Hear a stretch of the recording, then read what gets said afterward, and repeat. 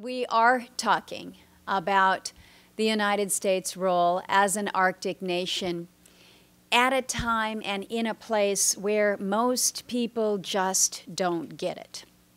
They don't recognize our role. They don't see that. They don't feel it.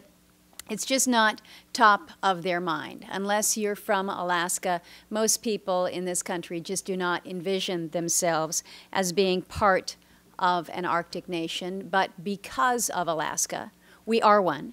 And as an Alaskan, I'm pretty proud of that fact. Our state motto, the license plate that we all drive, still has the refrain, "North to the future." And when we became a state a little over 50 years ago, that was a motto, that was a slogan that we really strove for. And it's just as good today as it was when we became a state some 50 years ago. We have so much resource potential in Alaska, particularly in our Arctic regions. We've got some 24 billion barrels of oil, more than 100 trillion cubic feet of natural gas within the Chukchi and the Beaufort Seas alone. And this is all according to the government estimates that are out there. But much of that promise lies just out of reach on federal lands or in federal waters.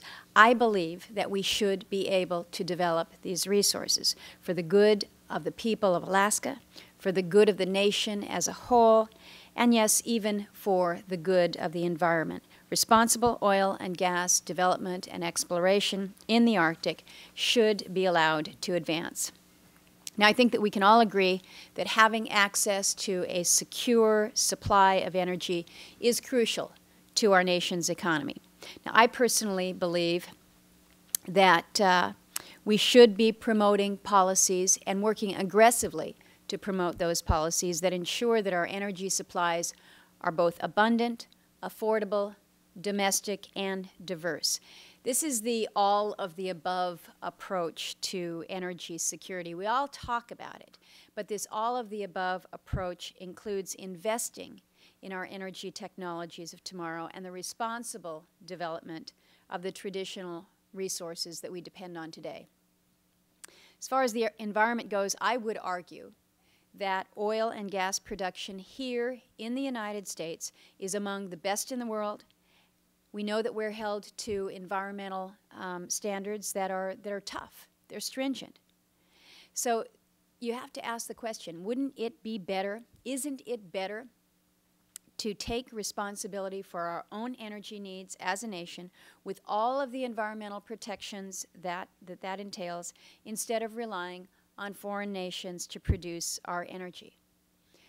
I think that the United States needs to be the leader in offshore energy development. Look at the situation just over to the east, where Russia is drilling right off of our maritime boundary there in the Chukchi on potentially the same oil reserves as the U.S. side. We need to be, the United States needs to be the one who is setting the standard and working with the Russians to make sure that they're following our lead when it comes to the environmental standards and the safeguards. When we talk about the potential for producing more oil and gas here at home, I think it's fair to say that the Arctic truly is that last great frontier. We've got approximately 22% of the estimated oil and gas resources left in the world that are believed to be within the Arctic, much of it off the northern coast of Alaska. Now, there is a tendency to suggest that it might not be safe, it might not be economical to explore and to produce oil and gas in the Arctic. But the fact of the matter is, it's already happening. The technology and the engineering behind some of the existing and proposed activities is advancing rapidly. And while we in Alaska are struggling at this point in time to jumpstart our own offshore development, our neighbors on all sides of us, on all sides, are engaging in quite an effort to capitalize on the region's untapped potential with significant investments within the region. 6 of the 8 member nations of the Arctic Council are exploring or developing their energy resources off of their coasts as we speak. Russia, they've recognized that their natural resource future lies in the Arctic. They're investing heavily in the region. It was very significant when, after 40 years of negotiating, Norway and Russia signed a historic new treaty on maritime delimitation and cooperation in the Barents Sea and Arctic Ocean. And while there had been a long history of cooperation on straddling fish stocks, the new treaty also addresses energy development across the new boundary and creates a joint operating agreement. This treaty also provides an excellent example for us of the type of international cooperation that we recognize is possible within the Arctic. The Russians are investing in the port of Murmansk as the base for the Arctic marine infrastructure. Some of the critical investments will be public-private partnerships that include foreign capital. They're also contemplating upgrading their nuclear icebreaker fleet while continuing to build ice-strengthened commercial ships to carry minerals, hydrocarbons, passengers, and cargo through the ice-covered northern waters. But here in the United States, it's a little bit different story. We've got the Coast Guard, the Navy, we've got the Army Corps of Engineers. They're continuing to study the potential infrastructure needs within Alaska. But we're not moving forward with any significant new investments, or I think the strategies that are necessary to do so. With the scheduled decommissioning of the Polar Sea, the Coast Guard will only maintain one heavy icebreaker in its fleet, which is not expected to return to service until 2013. Now, we recognize that we're lagging behind here in this country. I do think that there is widespread agreement that the U.S. policy has recognized the strategic importance of the Arctic to the national and the economic security of the country, but we're doing very little to increase our capability to implement our policies. Beyond Russia, the other Arctic nations are also investing in infrastructure for energy development and maritime commerce. Much of the investment is coming from international companies in partnership with Arctic states. I think it's important to recognize that in Alaska just a couple weeks ago, a very worthwhile conference was held, the Arctic Imperative Conference, that gathered people from not only Alaska but around the country and internationally to come together to look at where these gaps are, to focus on the infrastructure side. Given the lack of infrastructure within the Alaskan Arctic, it is crucial that we figure out how we promote this kind of investment. One of the big differences that we're seeing here in the United States is the lack of regulatory certainty here. It is absolutely inhibiting our investment within this sector. While oil companies have invested billions of dollars in offshore leases, we're yet to drill an exploratory well. So whether it's the regulatory hurdles, whether it's litigation, it does appear that until there is certainty, until we have some certainty in the regulatory environment, both state and federal, as well as the public-private investment, Arctic infrastructure is going to be very challenging here within the United States. And while our neighbors are moving ahead with development in their own Arctic regions, we are seeing an increase in cooperation among the Arctic nations, and this is good. David mentioned that I had attended the 7th ministerial meeting of the Arctic Council in Nuuk, Greenland. I attended with Secretary Clinton. Secretary Salazar also was with us, and I was pleased at the Arctic Council's decision to form a new task force to negotiate international agreements for oil spill response and preparedness.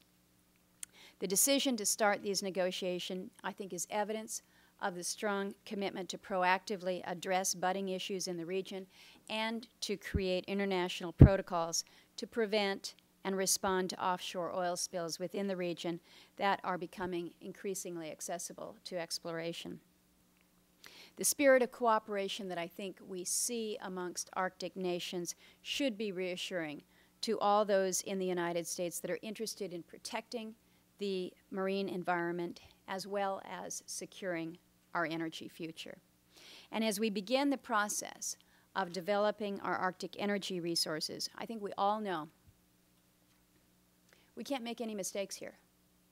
There can be no mistakes along the way. We've got one chance to get it right.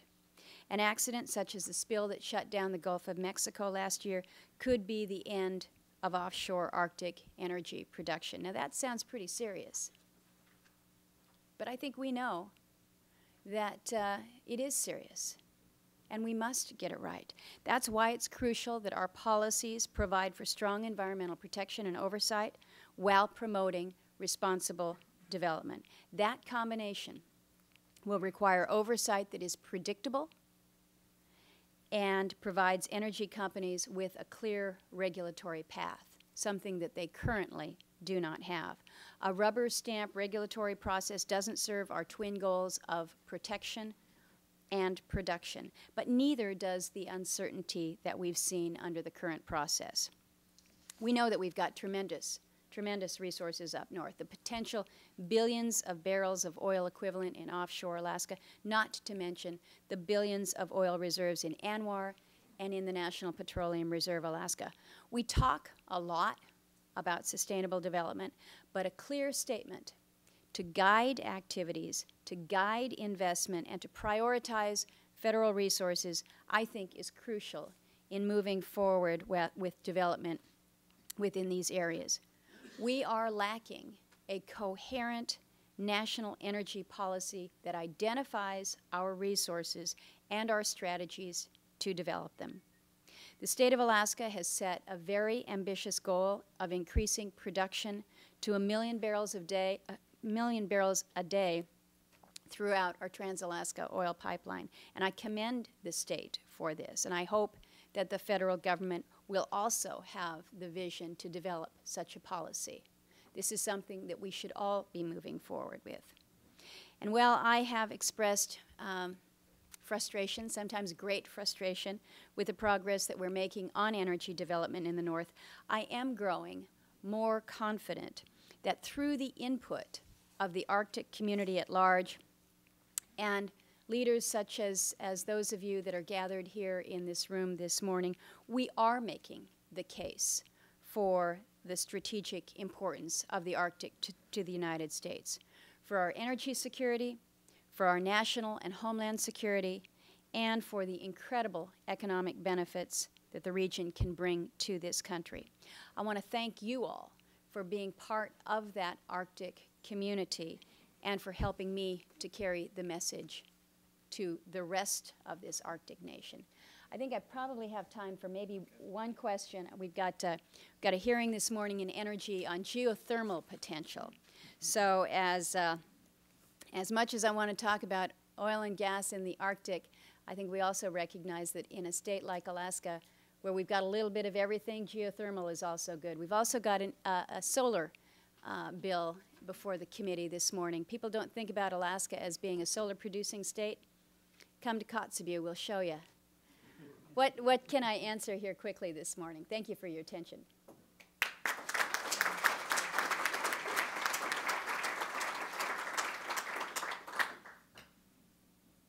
You're all quiet. We got you warmed up. Here we go. I can guess it's about law of the sea.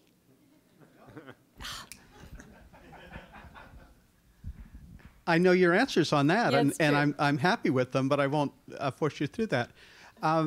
I had a chance to go up to MIT and talk to some of the engineering people there, and they have cut back their ocean engineering department, folded it into mechanical engineering. But as I look at issues in Alaska and even in the far eastern part of Russia, it seems to me that we do need an improved training and education program to build people who know the special issues of Arctic engineering, of habitation, of health care in the Arctic. A whole host of problems that are more than just send somebody up there and learn on their own. Have you seen the roots of a more coordinated effort to build that educational infrastructure so that we really can develop in a sustainable way our Arctic resources and even help Russia be sustainable in theirs? Well, it's an excellent question as we're looking to build that capacity. You're sitting right next to the former chancellor of the University of Alaska system in Anchorage, Fran Ulmer, who will be one of your speakers later on and is the chair of the Arctic Research Commission now. But that is something that within our university systems, particularly up in Fairbanks, the effort to build out those Arctic areas of expertise, whether it's Arctic engineering or others. But our reality is we are not, in my opinion, Alaska is not yet that center of excellence, if you will, for training of those that we will need to lead the Arctic forward, whether it's in the research end, whether it's in how we enhance our infrastructure. I think that we have much that remains to be done.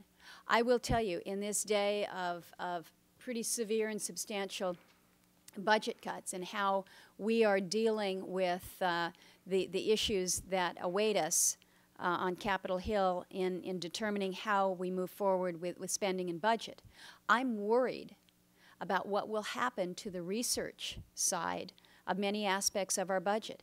This is going to be key to us, whether it's in how we develop our energy resources, whether it's how we respond to a changing climate with infrastructure needs and issues. We are best able to do that if we have the research, if we have the data that we need to back us. And my fear is that these research dollars will be reduced, and we will see the negative repercussions on this. This is something that I'm trying to bring up with the administration folks to make sure that they understand that when we're looking to areas that we cut, that investments in research are not going to be helpful to us. So help me with that initiative. If there's nothing else, I'll let you go on to your next speaker, but I appreciate the opportunity to once again be with you, and stay cool down here.